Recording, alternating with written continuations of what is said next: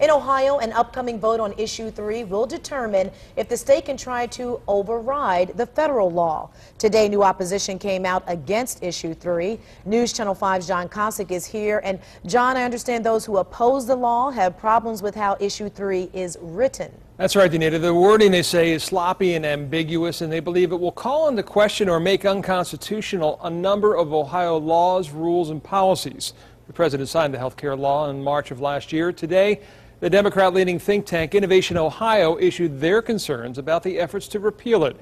Issue 3, in part, would block the federal government from forcing Ohioans to buy health insurance. Leading the effort for Issue 3 is Lieutenant Governor Mary Taylor, who is also the director of the State Department of Insurance. She called it a one-size-fits-all approach that will hurt Ohio. This is really a one-size-fits-all solution that's being forced on every state that doesn't allow us to have the flexibility to address the issues we have here in Ohio. We have a really robust, competitive health insurance market in Ohio, and we want to protect that market because that's ultimately what drives down the cost for our consumers. Now, Issue 3 is expected to draw Republican voters to the polls, which could impact Issue 2, which is the effort to overturn the Senate Bill 5 collective bargaining law. And that should draw a lot of people, Democrats and Republicans, to the polls. On your side, John Kosick, News Channel 5.